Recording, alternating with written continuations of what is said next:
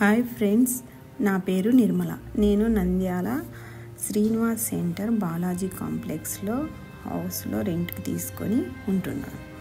నాకు పేరెంట్స్ లేరు. నా భర్త Avula Madhumalleshwar Reddy, CI of police, Kadapa.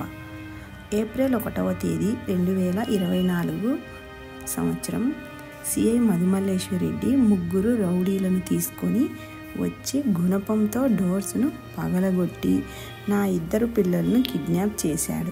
నన్ను కిడ్నాప్ చేయాలని చూశారు. నేను జస్ట్ మిస్ అయ్యాను. డివోర్స్ మీద సైన్ చేయకపోతే చంపుతానని బెదిరించి పిల్లల్ని ఎత్తుకెళ్లారు. పిల్లలను ఒక రౌడీ ఇంట్లో ఉంచారు అని మా పాప 3 డేస్కి నాకు మెసేజ్ పెట్టింది. బాబుకు ఏడ్చి ఫీవర్ వచ్చింది. 1 మంత్లోనే 4 టైమ్స్ ఫీవర్ వచ్చింది. కేసు కట్టమని నంద్యాల 1 టౌన్ సిఐ సార్ దగ్గరకు వెళ్తే సిఐ కేసు కట్టను, కోర్టుకు వెళ్ళు అన్నారు.